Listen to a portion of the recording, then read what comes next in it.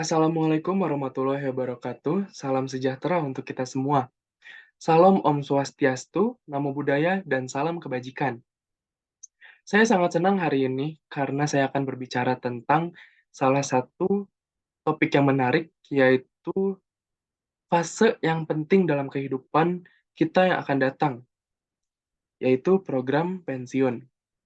Program pensiun adalah topik yang relevan dan signifikan, terutama dalam dunia yang terus berubah seperti saat ini. Semua orang, tanpa memandang usia, pekerjaan, latar belakang, akan tiba pada titik di mana rencana pensiun akan menjadi hal yang sangat penting. Maka dari itu, saya Muhammad Deriva Marsyana,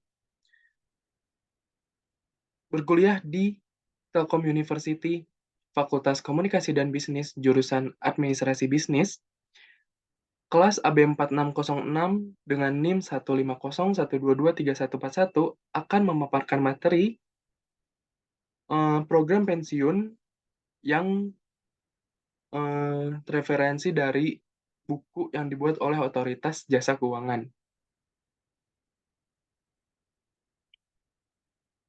Nah, jadi di sini saya akan menjelaskan pengertian pensiun, pentingnya program pensiun, jenis program pensiun, dan program pensiun wajib. Sebelum saya memaparkan materi, saya ada quotes dari orang yang sudah pensiun yang bernama Betty Sullivan. Menurut ia, ada jenis kehidupan baru di depan, penuh dengan pengalaman yang menunggu untuk terjadi. Beberapa menyebutnya pensiun, aku menyebutnya kebahagiaan. Coba kita breakdown satu-satu ya. Ada jenis kehidupan baru di depan, penuh dengan pengalaman yang menunggu untuk terjadi. Kalimat ini menggambarkan bahwa setelah seseorang pensiun atau memasuki fase hidup yang lebih tenang, masih ada banyak hal yang bisa dialami. Ini menunjukkan bahwa hidup tidak berhenti setelah pensiun. Sebaliknya, ada potensi untuk pengalaman baru yang menarik. Lalu, pada kalimat beberapa menyebutnya pensiun, aku menyebutnya kebahagiaan. Kalimat ini menyoroti perbedaan persepsi tentang apa yang sering disebut sebagai masa pensiun. Sementara beberapa orang mungkin melihat pensiun sebagai akhir dari karir aktif dan kehidupan yang kurang menarik. Tetapi, menurut Betty Sullivan, melihatnya sebagai kesempatan untuk mengejar kebahagiaan yang lebih dalam.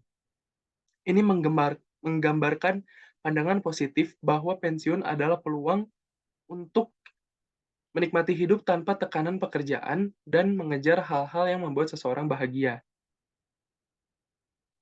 Maka dari itu, jadi pesan yang dapat dari quotes oleh Betty Sullivan ini adalah tentang menjalani hidup dengan sikap positif, menganggap pensiun sebagai kesempatan untuk mengejar kebahagiaan dan pengalaman baru daripada melihatnya sebagai akhir dari segalanya.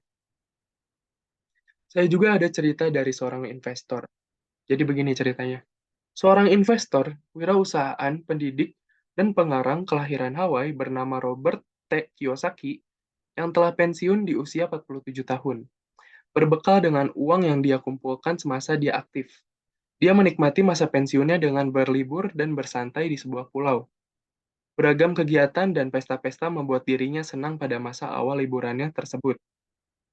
Tetapi, pada akhirnya dia berkesimpulan bahwa apabila dia menghabiskan waktu berlibur terus dengan hanya mencari sisi kesenangan semata, maka masa pensiun akan menjenuhkan.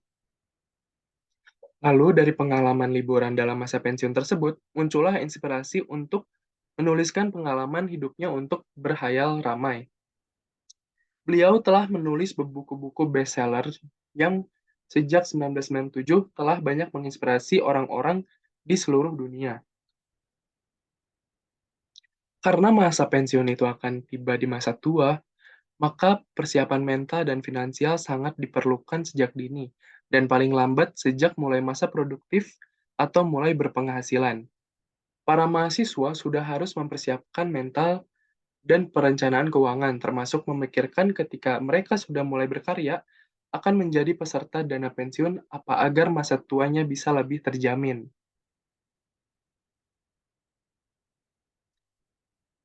Baik, sekarang saya akan menjelaskan latar belakang dari program pensiun. Banyak yang belum menyadari bahwa kehidupan setelah tidak bekerja lagi itu masih panjang, apalagi bila masih mempunyai tanggungan keluarga.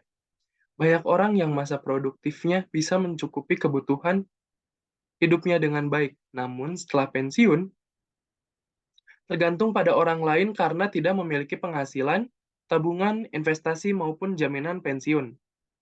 Idealnya, pada masa aktif bekerja sekitar usia 22 hingga 58 tahun, selain mencukupi kebutuhan hidup, seseorang juga perlu menyiapkan tabungan untuk masa setelah tidak aktif bekerja atau pensiun hingga meninggal dunia.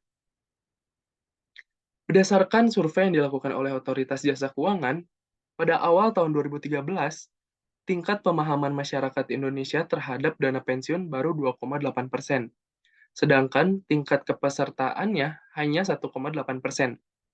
Peserta dana pensiun di Indonesia hanya membayar iuran untuk dana pensiun rata-rata sekitar 3% dari penghasilannya, yang sangat kecil jika dibandingkan dengan Malaysia yang sebesar 12%. Oleh karena itu, maka kesejahteraan para pensiunan di Indonesia lebih rendah dibandingkan dengan Malaysia ataupun negara lain yang masyarakatnya sudah lebih sadar terhadap tabungan untuk pensiun. Agar jumlah masyarakat Indonesia yang masa tuanya bisa lebih mandiri dan sejahtera, maka diperlukan perluasan edukasi penyiapan tabungan jangka panjang, terutama dana pensiun.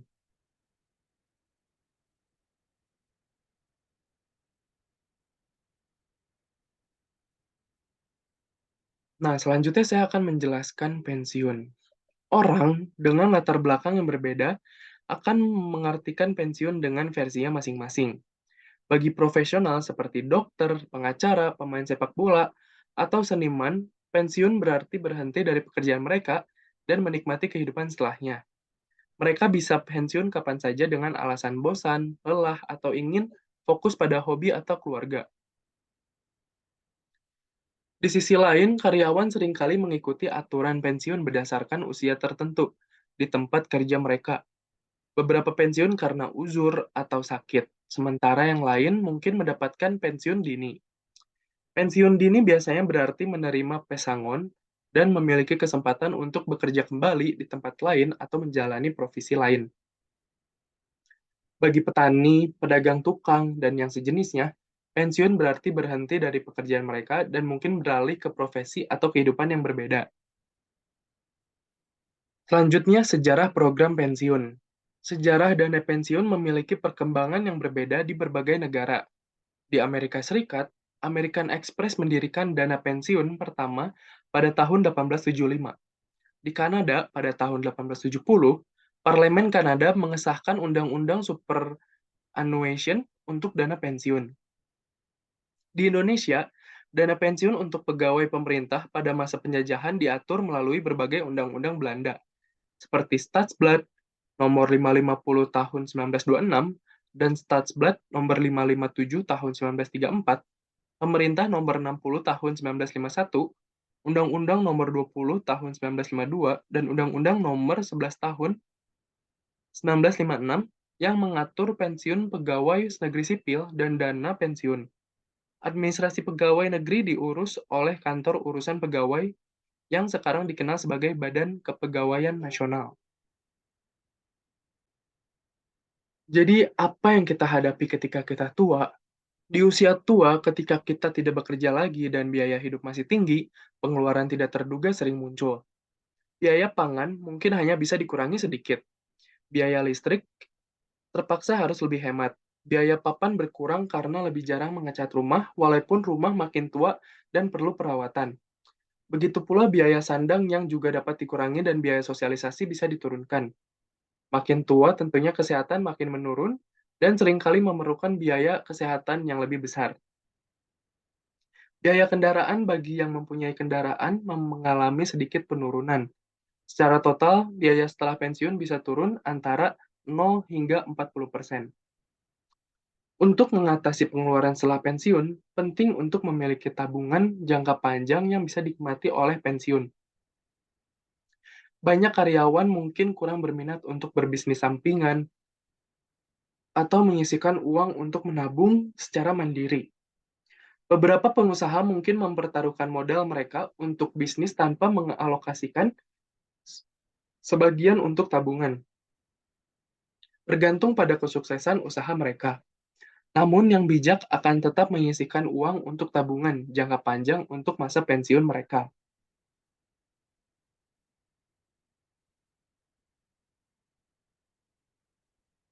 Orang tua yang menerima dana pensiun merasa lebih bangga dan percaya diri daripada yang tidak. Menerima dana pensiun bulanan membawa kewajiban seperti pembaruan data dan pemahaman aturan yang berubah. Lembaga dana pensiun sering mengadakan komunikasi dan sosialisasi, yang juga menjadi ajang silaturahmi bagi pensiunan. Uang pensiun bulanan juga memungkinkan pensiunan untuk bersosialisasi. Beberapa bank memberikan layanan khusus saat pensiunan menerima uang pensiun, termasuk fasilitas bersosialisasi, pemeriksaan kesehatan gratis, dan peluang untuk memamerkan produk usaha mikro. Pensiunan yang menerima pensiun memiliki akses lebih baik ke pinjaman bank, terutama untuk usaha mikro.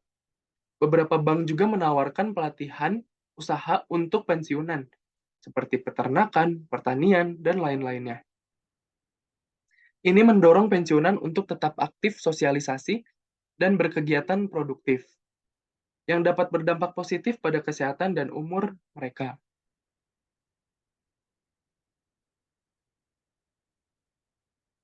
Sumber keuangan mandiri untuk masa tua. Sumber keuangan mandiri dapat bersumber dari tabungan, kekayaan barang, hasil investasi, santunan, asuransi, dan uang yang diterima dari lembaga penyelenggara program pensiun. Nah, sumber keuangan mandiri untuk masa tua itu saya bagi menjadi 4. Yang pertama ada tabungan uang yang disimpan di bank atau tempat lain. Tabungan pribadi adalah uang yang disisihkan dari penghasilan atau sisa penghasilan individu. Oleh karena itu, tabungan biasanya disimpan di bank untuk mengurangi risiko kehilangan dan penggunaan yang tidak terduga. Nah, untuk yang kedua, ada tabungan berupa kekayaan barang. Tabungan berupa barang ada yang bisa mudah terjual dan ada yang sulit dijual. Ada yang nilainya terus naik dan ada yang nilainya terus turun atau terdepresiasi. Diperlukan kepiawaian untuk memilih barang sebagai tabungan. Sebagai contoh, logam mulia merupakan salah satu pilihan tabungan dimaksud. Emas atau perhiasan merupakan salah satu bentuk tabungan barang yang layak. Tantangan menabung dalam bentuk barang adalah menabung secara rutin atau berkala. Yang ketiga ada tanah atau bangunan. Tanah atau bangunan di lokasi yang bagus merupakan tabungan barang terbaik karena lebih mudah dijual atau dapat digunakan untuk kegiatan produktif. Pada saat barang akan dijual atau diuangkan, nilainya tergantung kepada harga pasar saat itu. Kasus yang dijumpai di beberapa pensiunan, mereka seringkali sudah terlalu sayang dengan barangnya atau beralasan barangnya sedang digunakan sehingga enggan untuk menjualnya. Investasi real, sorry, yang keempat hasil investasi real. Investasi real bisa berupa berdagang, bertani, atau berternak, memproduksi barang, usaha berbagai jasa, dan sebagainya. Tergantung kemampuan pengelolaannya. Investasi ini sektor real bisa sangat menguntungkan dengan hasil yang besar, namun bisa rugi atau bangkrut. Tidak semua orang memiliki bakat atau minat untuk menjalankan investasi real. Banyak masyarakat yang belum mampu mengelola uang dengan baik atau disiplin, yang bila menerima uang dalam jumlah besar sekaligus akan cepat habis, sehingga mekanisme yang menerimakan uang secara bulanan sangat diperlukan. Dari berbagai macam sumber pembiayaan di masa tua atau masa pensiun tersebut, masing-masing mempunyai peluang dan risiko, dan hal tersebut tergantung dari masing-masing orangnya. Bila dilihat dari faktor kemudahan dalam menghimpun dana tabungan dan investasi, serta adanya faktor asuransi dan manfaatnya penerimaan uang secara bulanan, program pensiun merupakan pilihan utama. Program pensiun diatur sangat rinci dan sangat diawasi sehingga aman bagi pesertanya. Manfaat pensiun dari program pensiun merupakan pilihan terbaik utama untuk dimiliki untuk mendukung kemandirian dan kesejahteraan di masa tua. Selanjutnya, iuran dari pemberi kerja merupakan penghargaan dan motivator. Pemberi kerja yang mengikutkan pegawai atau karyawannya menjadi peserta program pensiun merupakan pemberi kerja yang menghargai dan peduli terhadap pegawainya. Pegawai akan mempunyai jaminan penghasilan di masa pensiun. Pegawai mestinya menyadari bahwa hidupnya diperhatikan sehingga pegawai akan merasa lebih tenang dan termotivasi untuk bekerja lebih baik agar produktivitasnya meningkat. Selanjutnya, ada kepesertaan program pensiun diwajibkan bagi semua pekerja. Pemerintah telah mewajibkan semua pekerja menjadi peserta program pensiun karena program pensiun mendukung kesejahteraan manusia di masa tua yang berkontribusi kepada pengurangan tingkat kemiskinan dan tingkat kejahatan atas kemiskinan. Berdasarkan UU No. 40 tahun 2004 tentang Sistem Jaminan Sosial Nasional, bahwa kepesertaan jaminan sosial bersifat wajib. Dengan demikian, seluruh rakyat diharapkan menjadi peserta program pensiun sehingga dapat terlindungi. Selanjutnya ada macam-macam program pensiun. Pada zaman penjajahan Belanda di Indonesia, pemberian uang pensiun dianggap sebagai pemberian jaminan hidup atau penghargaan dan besarnya manfaat pensiun sudah dipastikan melalui rumus. Sedangkan asuransi menjanjikan uang pada saat pensiun yang besarnya sesuai dengan pokok dan hasil investasi. Berdasarkan UU Nomor 11 Tahun 1992 tentang dana pensiun, terdapat dua macam program pensiun, yaitu program pensiun manfaat pasti dan program pensiun iuran pasti. Nah, yang pertama ada program pensiun manfaat pasti atau disingkat dengan PPMP. PPMP adalah manfaat pensiun yang didapatkan yang akan diterima telah ditentukan sebelumnya dalam suatu formula tertentu. Di bawah situ ada gambar siklus pengelolaan dana dengan program pensiun manfaat pasti. Mari saya jelaskan. Pendiri atau pemberi kerja dan peserta membayar iuran normal dan peserta membayar iuran ke penyelenggara program pensiun. Namun, bila kekayaan bersih program pensiun lebih rendah dari kewajiban aktuaria, maka pendiri atau pemberi kerja harus menambah iuran agar kekayaan bersih minimal sama dengan kewajiban aktuaria dengan cara membayar iuran tambahan. Kewajiban aktuaria harus dihitung oleh aktuaris adalah total dana yang dibutuhkan untuk membayar kewajiban pembayaran manfaat pensiun hingga pensiunan habis, dihitung dengan nilai sekarang. Kekayaan program pensiun harus diinvestasikan dan hasil investasinya setelah dikurangi dengan biaya-biaya, baik biaya investasi maupun biaya operasional, akan menambah kekayaan program pensiun tersebut. Manfaat pensiun dibayar sesuai yang telah diatur di dalam peraturan dana pensiun masing-masing dana pensiun. Selanjutnya, program pensiun yang kedua yaitu ada program pensiun iuran pasti, disingkat dengan nama PPIP. PPIP adalah manfaat pensiun berupa akumulasi iuran beserta hasil pengembangannya. Besar manfaat pensiun tergantung dari hasil investasi yang dilakukan oleh penyelenggara program pensiun.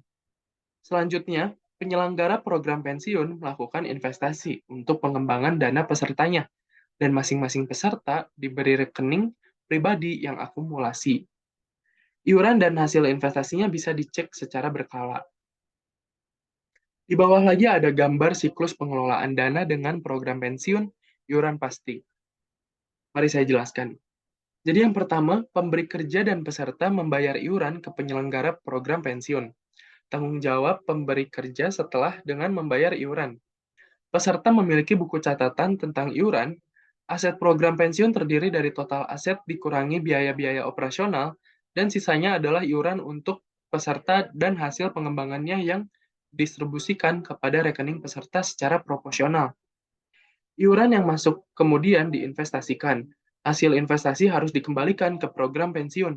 Setelah dikurangi biaya operasional, dicatatkan ke rekening masing-masing peserta secara proporsional. Dan yang terakhir, manfaat pensiun dibayar sesuai dengan akumulasi iuran dan hasil pengembangannya setelah dikurangi biaya operasional secara proporsional. Selanjutnya ada program pensiun berdasarkan sifat pendirian dan kepesertaan. Saat ini terdapat 3 lembaga penyelenggara program pensiun yang sifat pendirian dan kepesertaannya wajib, yaitu program pensiun dari PT Taspen yang kepesertaannya wajib bagi PNS, program pensiun dan ASAPRI yang kepesertaannya wajib bagi anggota TNI, Polri, atau pegawai sipil Kementerian Pertahanan dan Keamanan, serta program pensiun BPJS Ketenagakerjaan yang wajib diikuti oleh seluruh pekerja. Selain itu, terdapat 2 jenis lembaga penyelenggara program pensiun yang pendirian dan kepesertaannya sukarela, yaitu Dana Pensiun Pemberi Kerja atau disingkat DPPK dan Dana Pensiun Lembaga Keuangan yang disingkat DPLK. Nah, sekarang penyelenggara program pensiun wajib. Program pensiun wajib dicanangkan oleh negara dan lembaganya didirikan oleh negara. Pegawai negeri sipil atau PNS, serta aparatur sipil negara ASN, anggota TNI atau Polri, dan pegawai sipil Kementerian Pertahanan dan Keamanan diberikan program pensiun yang dijamin oleh negara yang diselenggarakan melalui PT Taspen dan PT Asapri. Sedangkan bagi seluruh pekerja, pemerintah juga wajib memberikan jaminan program pensiun melalui BPJS Ketenagakerjaan. Jenis program pensiunnya adalah program pensiun manfaat pasti atau disingkat PPMP dan kecukupan dananya yang dijamin oleh negara. Yang pertama ada PT Taspen. Penyelenggara program pensiun yang pertama adalah PT Taspen yang mengkhususkan bagi pegawai negeri sipil dan seluruh pegawai negeri sipil wajib menjadi pesertanya. PT Taspen erat kaitannya dengan Badan Kepegawaian Negara yang mengurusi administrasi dan gaji pegawai negeri sipil serta Kementerian Keuangan untuk masalah pembayaran iuran atau pendanaan dan manfaat pensiun pegawai negeri sipil. Program kesejahteraan PNS yang dikelola PT Taspen terdiri dari program tabungan hari tua dan program pensiun. Yang pertama nih, tabungan hari tua adalah suatu program asuransi, terdiri dari asuransi dwi guna yang dikaitkan dengan usia pensiun ditambah dengan asuransi kematian. Dan yang kedua, ada pensiun atau manfaat pensiun, adalah penghasilan yang diterima oleh penerima pensiun setiap bulan berdasarkan peraturan perundang-undangan yang berlaku. Aturan mengenai iuran di PT Taspen sejalan dengan potongan iuran yang diberlakukan bagi pegawai negeri sipil. Untuk sementara ini, PT Taspen hanya mengelola iuran yang didapat dari pemotongan gaji pokok pegawai negeri. Sehingga untuk membayar manfaat pensiun, pegawai negeri yang jatuh tempo PT Taspen harus mengajukan kekurangannya kepada pemerintah melalui usulan Rencana Anggaran Pendapatan dan Belanja Negara atau disingkat RAPBN tahunan. Selanjutnya ada dari PT Asapri. Selain sebagai penyelenggara program pensiun seperti hanya PT Taspen, PT Asapri memberikan produk layanan bagi anggota TNI, Polri, dan pegawai sipil Kementerian Pertahanan dan Keamanan yang berupa yang pertama ada santunan asuransi. Santunan yang diberikan kepada para peserta yang diberhentikan dengan hak pensiun atau tunjangan bersifat pensiun. Yang kedua ada santunan nilai tunai asuransi atau disingkat SNTA. Santunan yang diberikan kepada para peserta yang diberhentikan tanpa hak pensiun atau tunjangan bersifat pensiun. Selanjutnya ada santunan risiko kematian atau disingkat SRK. Santunan yang diberikan kepada para peserta yang meninggal dalam dinas aktif.